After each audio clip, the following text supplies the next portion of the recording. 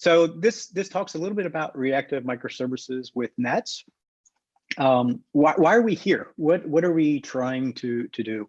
From my perspective, I think modern distributed systems are continuing to grow in complexity. And that complexity is necessary, right? The amount of information and the interactions of modern distributed systems are going to continue to grow and continue to have more moving pieces. Custom streams and services, which we'll talk a little bit more about, but that's how we think about the fundamental building blocks of distributed systems within streams and services. The requesters and responders need to be mobile and scalable, and mobile is actually becoming even more important. For those on the talk, requesters were the first one that started moving beyond, let's say, the firewall. But in today's modern environments, requesters and responders need to be able to run anywhere, right? In on-premise data centers, cloud providers, multiple geos, edge, IoT, it doesn't matter. And I think we've realized now that systems need to be trusted and secure, right? We can't do this as an afterthought. For those that are playing along at home, it took about 14 years or so, right, to get the green lock for the internet, right, to kind of introduce e-commerce to the world and change kind of all of our lives forever. We don't have the ability to do that, I think, with modern distributed systems and just wait and then try to secure them, or try to continue to secure them just with network perimeters and things like that. I believe that these systems need to be resilient and self-healing. Charity Majors, who's someone that I look up to, talks about observability in systems, which for technologies like NATS are kind of a given, but it's something that we assume. And so I always try to force myself to remember that, no, the systems need to be adaptable, agile, self-healing, and we'll talk a little bit about that. I also think that systems today, they need to start utilizing technologies that are utilities and are not siloed technologies. Most technologies today that are being used for distributed systems work that organizations are using are siloed technologies, right? You have your version, I have my version, everyone has their own database, for if we all remember that type of stuff. So what is NATS? So NATS is a connective technology, right? It's not your father's message broker. It's not a better RabbitMQ. It's a technology that used to build modern and reactive distributed systems. It's DNA. It's about 10 years old. Actually, it is 10 years old now. We had a birthday, I guess, a couple weeks ago. It focuses on simplicity, security, performance, and availability. Predictable performance is probably the biggest thing as my career has gone on that I care deeply about, that and observability that we'll talk about. It's been built up to be cloud native. It was originally built to power Cloud Foundry when I was building that at VMware.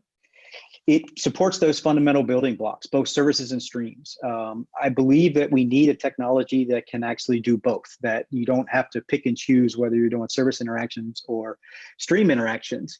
I actually think that the line gets blurred a little bit between services and streams. For example, if you want to send a stream, meaning you're just sending a message out that says I did something, lots of times people want those saved, right? So what's happening is that your app is sending a stream of information, but underneath the covers, it's actually a service, meaning it's sending a request to a service to say, please store this message and make sure it gets to where it needs to be. So there's definitely some crossover, but these are the fundamental building blocks of modern distributed systems. Again, in a very simplistic view, but I like simple. I can reason about that. Routing and addressing are not based on host and port. This is a really big deal. In the early 90s, subject-based addressing, actually in the late 80s, I got involved in the very early 90s, 1990 actually, where they switched the notion of how you address the recipient of messages. And it was specifically to get away from an implicit one-to-one. What I mean by that is that the world's connective technologies that we use probably on a daily basis outside of things like NATS and Akka and gRPC, well, gRPC actually is one of these, are all point-to-point. They're all doing essentially like a one-to-one phone conversation. And they need to understand what host and port the recipient is on. Now, obviously, modern systems have lots of proxies and sidecars and all kinds of ways to kind of obfuscate what's going on. But fundamentally, the technology, for example, like HTTP, is one-to-one, right? You're making a request and you're expecting a response. I don't believe that that model can continue to do what it needs to do. I think it works well if it's inside of a given data center, sometimes cross data centers, but it has to be by the likes of Google or Facebook and things like that. And as Edge and IoT start becoming fundamental parts of these distributed systems, I really don't think addressing both on host and port and everything as a one-to-one conversation will scale. Multiple qualities of service, those are the things that people hear about around at least once, at most once, exactly once, although that's a whole other conversation for another day. And Nets has about 40 different client languages available. So it's not that it's only going to be in one or two languages. We've tried to cover as many as we can, and we see new ones coming along quickly.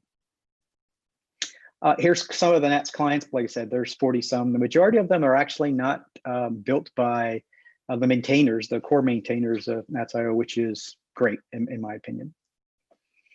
So a little bit more about Nats. The server is a single binary. It's deployable anywhere. It runs on, for example, I was running it earlier today on this. It's a Raspberry Pi Zero. Can do about 2 million messages on that Raspberry Pi Zero.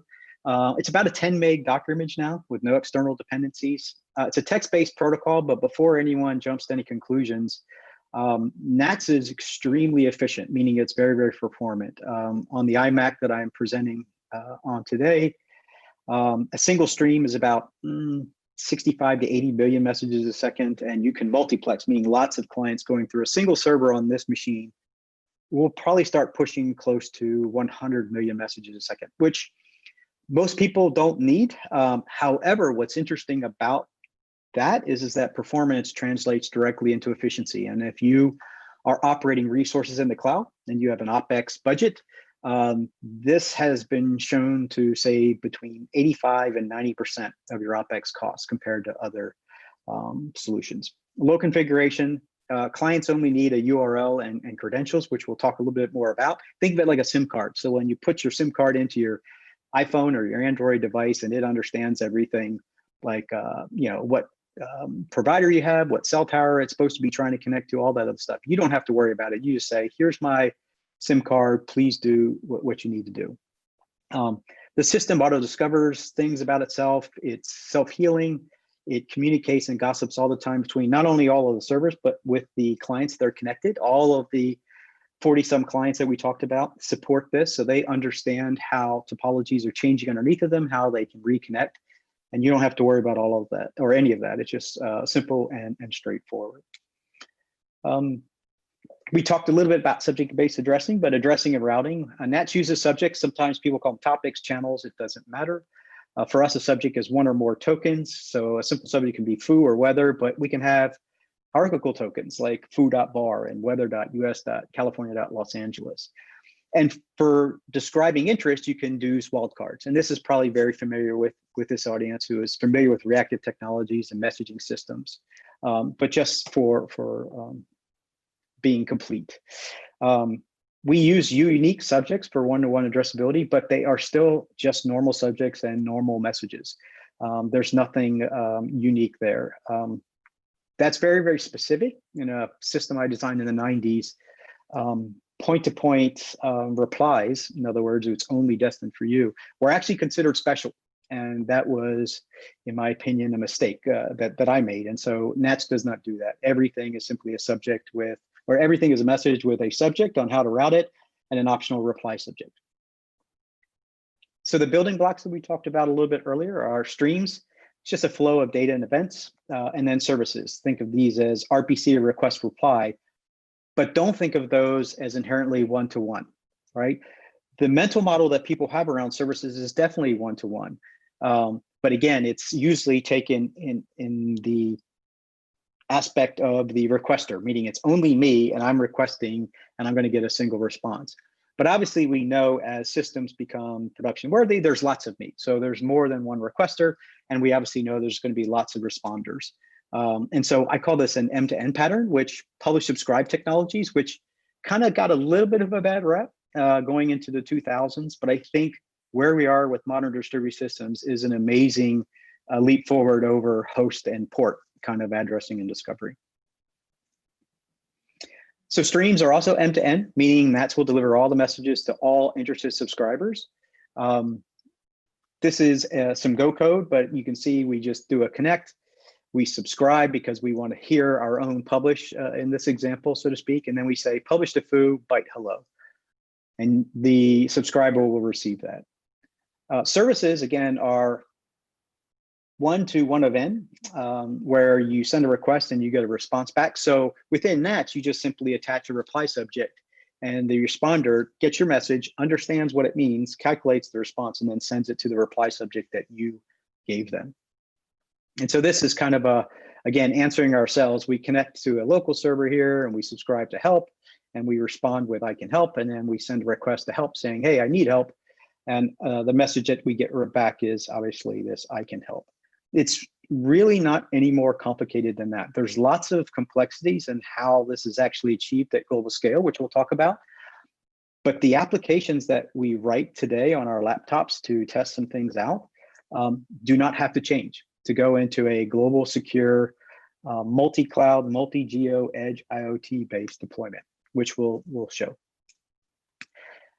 Nats also has the ability to allow clients to dynamically form groups on the fly. So think of this as not saying I have to reconfigure servers or change anything. I can simply say, hey, I want to listen to requests on foo, but I want to be part of a group called production. And no matter how many of these are running worldwide, it doesn't matter. The system is automatically understanding that they are forming a dynamic queue group, and that we will randomly select one within the queue group to deliver the message. Now, the random distribution versus least loaded and things like that comes from my time at Google, where I really thought something more sophisticated would work better. But Google has a tremendous amount of data, and they were quick to show me that random distribution actually works better at scale. There is some interesting things that Nats does at a global scale when we have large topologies, which I'll also talk about. But the general gist of it is that these subscribers, and by the way, you could run one and say, I'm part of the group production, but there's only one of them. He'll get all or he or she will get all of the requests.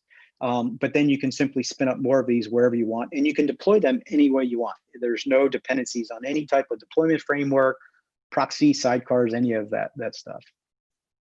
So why is Nats different? Nats is different for lots of reasons. It can run anywhere, local data center, cloud, edge, IoT. It's secure by default. The system does not have access to any private keys or passwords, nor is it ever passed any private keys or passwords. So the system works off of a hierarchical system, kind of like the web, but without all of the X509 complexities. Our hierarchy goes from a user to an account, which we'll talk about in a second, to an operator. And there's that chain of trust. And so as users come in, they can prove who they are, but the system will actually prove that the account is still valid, it vouched for the user, and that the operator vouched for the account, and the account is still valid. We do secure multi-tenancy, meaning Coke and Pepsi and FedEx and UPS can operate on the same system. And for us, that was a really big deal because of the fact that we felt so strongly that a technology needed to not only move from being a silo technology to a utility, but actually embrace it. And we'll talk some more about that as well. We do allow secure sharing, though, between these multi-tenancy factions called accounts. And we'll talk about that within the concept of the microservice that we'll be demoing today. Servers can form arbitrarily complex topologies. And again, no app changes. So the app that you built on your laptop, the very simple hello world, can be deployed into a secure, federated global topology with lots of different operators. Think Google and Verizon and Fastly all running different servers, but it's part of a global network that's accessible by anyone who has a valid account and user base. Nats can run as a utility, as we talked about, but this one's a really big deal, and we'll demo this. But it also can be extended with your own servers. And the way I'd like to kind of describe what I mean by that is that it's kind of like if you have an AT&T account or Verizon or T-Mobile account or Vodafone in Europe or Orange. It's like you could buy your own cell tower and put it in your backyard for when you're home. And so you have great cell service and you own and operate that. No one else can connect to it. It's yours. But as you drive out of your flat or your house and drive down the street, your phone automatically connects to the provider's utility, right? AT&T or whatever that is. And so the ability to mix and match, I think, is a huge deal, because most people think it's a forced choice, meaning within organizations, either you're going to run all of your own infrastructure, or you're going to use a SaaS utility either by a provider or a provider within your own organization, but you can't do both. And we believe you should be able to do both. NATS also has geo-awareness with self-healing. We'll talk about what that is and how that works. But for those who have seen it in action, they can't imagine going back to a system that doesn't have a lot of these things just simply built in. And again, there's no need for complex deployment environments. It's not saying that you can't use them. A lot of folks deploy NATS inside Kubernetes and with service mesh and things like that. But NATS was built before any of these things existed, and we don't believe a fundamental technology like this should be dependent on deployment environments or proxies and sidecars and service mesh stuff. And so we just don't want to deal with that. And my personal opinion of that is that distributed systems are already complex enough, and we know there's going to be more moving parts and more complexity. Let's not make it worse, right? Let's figure out a way to try to make it better, not worse. So we talked about NATS topology. So again, think about this notion of having a NATS server, and it can exist as a single server. You can cluster together within a geo. You can put clusters together and form superclusters. The mental image that I'd love people to have is kind of like, think about how you're doing reactive systems today, and when you're trying to connect either connected technology, whether it's Akka or Kafka or gRPC or NATS, right? Doesn't matter. How much do you have to know about that system? Is it tightly coupled? Is it siloed? What happens if you want other people to access it? Or does it feel more like the way your phone connects to cell towers? You don't know, you don't care. Your SIM card is your identity essentially for these, for base connectivity. And so what we were trying to do with a modern version of NATS was to decouple these things by design, right? And so we talked about this. NATS can run as a single server. It can be clustered together as a local cluster. You can put clusters of clusters together, maybe one in Europe, one on the East Coast of the United States, West Coast, and then one in Asia, all local clusters that then form a supercluster. And then you can extend. In other words, you can put your own cell tower in your backyard, so to speak, with what we call leaf nodes. And leaf nodes are owned and operated by someone totally different than the utility. And we'll demo what that looks like and how easy that is. And again, just like your phone doesn't know about all of this stuff, or you're not aware of it, right? It's reconnecting the different cell towers and managing all that for you. NATS does the same thing. So you don't need to worry about any of that stuff. As topologies are changing underneath of you, the system is reacting, and your application doesn't have to be concerned about it whatsoever. What we call this is the adaptive edge architecture. And again, this is kind of a super cluster where there's 3 servers in San Diego, 3, and this might be deployed in Kubernetes. Here's 3 in Berlin that are just VMs or bare metal. Here's a London cluster, and here's a leaf node, right? And so clients can connect to any of these based on the credentials that we want. And this will become a little bit more concrete when we do the demo. And it doesn't matter where they connect. They can get access to anything that they need to get to. Again, like iPhones and mobile providers, or Android phones and mobile providers. So the mental image is, oh, it's like that, but I can buy my own cell tower, is the perfect mental image about how NATS is kind of different. When you actually look at your code, right? And we saw the example that was NATS specific, but our ability to inject into existing HTTP REST-based infrastructures, gRPC infrastructures, other messaging systems is trivial because NATS is so simple.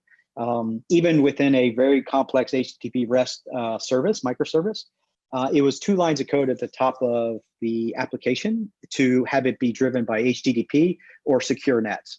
The complete processing of the request and the response, none of that code was ever touched or changed. So this isn't a rip and replace. This isn't, oh man, I've got to give up my iPhone and get something totally different, or Android phone or whatever that is. It's not like that at all. But the notion of decoupling these applications from the underlying topology is an important part. And so that brings us to NGS. NGS is kind of Synadia, who employs a lot, but not all, of the NATS ecosystem maintainers. We have utilized NATS and the Adaptive Edge architecture to build a global network called NGS. It's free to get started. It's free actually for most hobby usages.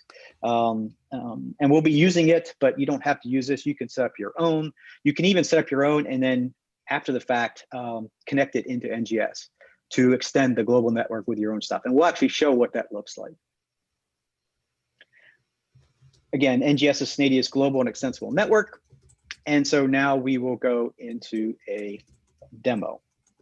So I'm going to go into the command line here, and I'm going to describe the service that we're going to talk about. So NGS runs, and it has a notion that it collects usage on all of the users, and it can report that back. And so what we're going to do here is we're going to say, I'm going to send a request to NGS, and I'll show you what this looks like. So I'm giving it essentially my SIM card underneath the covers. I'm saying, hey, here's my credentials that mean that it's Derek and I'm legit on the network. I want to send a request to NGS.usage. This is the subject that we talked about. And the payload is just a string. And this is for the last 4 hours, what have I been doing? And so when I hit enter on this, right, we immediately get a response back that says, oh, you've sent this many messages, you've received this many messages. And I can obviously say, well, what about the last 24 hours, right? And it doesn't matter. And you can do, last 14 days. All of this just kind of works. Now, what's interesting about the service itself is it's a simple app that has 2 different connections into the system. One is to receive requests, but it's not in the same account that I'm in. And accounts are our multi-tenancy type stuff. It also has a foot into the system of, apologies for that, into the system itself, but only read-only, meaning it's watching the system generate events for when you connect and disconnect and send messages, and that's how it's calculating all of these things. Now, what's interesting is that if I say, NSC is our SIM card type of a deal. So if I say describe user Derek, let's see if this works. Minus a Derek. So on this one, you can see that I have my user and this is who I'm connecting to, and I'm part of this account right here. And what happens is if I say describe account Derek, Oli, we can hear you, by the way, just FYI. Sorry. That's okay. And so what you're seeing here, I should probably make this a little bit smaller, but essentially you can see that we've imported some details that essentially give us access to this NGS usage. But if you notice, I didn't send anything to this. So what happened is, and I'll make this smaller so we can actually kind of see this a little bit better. Hopefully this will work. Yeah, there we go. So what's happened is that the system has securely giving me the access, the rights to send to this subject. So I send a message to NGS usage. The system securely maps it and moves it from my account into the demo account, which is where NGS usage is running, and it sends it to this subject, and it can only send it to this subject, which means that the usage system understands that it's only talking about my account. So when I do this again, I'll go back up, right? I'm sending a local message, well, I'm connecting securely, doing a key exchange, privately signing a challenge nonce, all this stuff is going on. And the message goes into NGS local, the closest server that I can find, which I have one on the West Coast. I'm based on the West Coast of the US. It then finds a responder, which, by the way, the usage server doesn't even run in the same machines that the global network runs in. We actually run these in a totally different cloud provider on purpose. Our core NGS runs in AWS, Azure, and Google Cloud, and in West Coast, East Coast of US, Europe, and Asia. And so the actual responders aren't even running there, okay? And so again, it feels like it takes a little bit of time for me, but the reason that it feels that way, I'll describe in a second. And so these usage servers are having one foot into the system, read-only, and then they're receiving requests and giving data back. So it almost has like its own built-in DMZ where there's no way you can get access to the system. And even if you could, the credentials that we give, that SIM card that we give to the app to punch into the system account is read-only. They can never publish any data, which is kind of interesting there. So what I'm going to do now is I'm going to say this. I'm going to say, hey, I just want to send a normal NATS request, which is local. It's not going through NGS at all, to NGS usage. And of course, you'll see that, well, if I can type it right, that there's no servers available. So we're going to start running. And for those who have seen NATS, this is what a server looks like. That was it. It's running now. So now I can send this request and it will connect to that server. But again, it's running such that I'm the only one accessing it. And there's nothing that it's connected to. So what it's going to say is, hey, there's nobody around for this. It does not exist. So now what we're going to do is we're going to kill this, and I'm going to show you a connection or leaf node configuration. So what it's saying here is, hey, let's run a server. You can only allow connectivity from local hosts or local applications, so to speak. So that's my version of security, right? I don't have usernames and passwords or public ED25519 keys or anything like that. You have to have physical access to my machine to actually use this server. But if you notice this section, it's saying, hey, we're going to create leaf node connections into the remote, which is our global network NGS, which we talked about.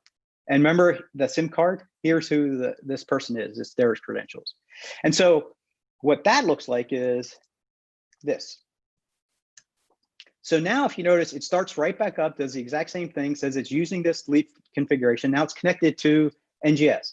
So what I want the viewers to understand is that we just extended a global network that runs in multiple geos, multiple providers on our own. So now what happens is I'm going to go back to my tab over here, and the same thing we just did now immediately responds. So again, what's happening here is that this application, which is a trivial, very small application, is sending a message to the local server, which is securely connected to a global network bound to my account, right? So there's no account to my local server. It's just a free-for-all. Anyone who can get onto it, it doesn't matter. Then this message is going into NGS. It's finding the responder, which again is geolocated. So the system is understanding that there's lots of these usage servers worldwide that can respond, and it picks the closest one. If it can't find one in its origin cluster, which is where the request is coming into, it knows the nearest RTT cluster, remote cluster that it can use. And again, this is all transparent to your applications, the responders, the requesters, it doesn't matter. And it's totally secure. And so what we've shown here is with something as trivial as well, let's see what it did in the last hour type stuff, is we've shown an application that was built, has not been changed, is decoupled from the topologies like a global cellular network, is a utility that's multi-cloud, multi-geo, but is extensible, meaning I can actually own and operate my own servers and extend this global network any way I want. And just FYI, so for the usage server, right? This is the usage server here. I actually have one running that I've been running. I'll see if I can bring that one up, which is kind of interesting because what's happened is that because I have the credentials, remember I have the SIM card, right? That has the ability to read stuff from the system, read only, and participate in the demo network. I can run a usage server on my local machine with the right SIM card, right? The right credentials. And it's actually responding to requests, as you can see, all from around the world and stuff like that. And if I Control-C it, the system automatically knows that it's not there anymore, won't send requests to it. The system automatically responds. So hopefully that was helpful. Happy to answer any questions. I know we're probably close to the things we might want to switch over. Please join the Slack community if you want to learn more. Yeah, thank you very much. I really appreciate it.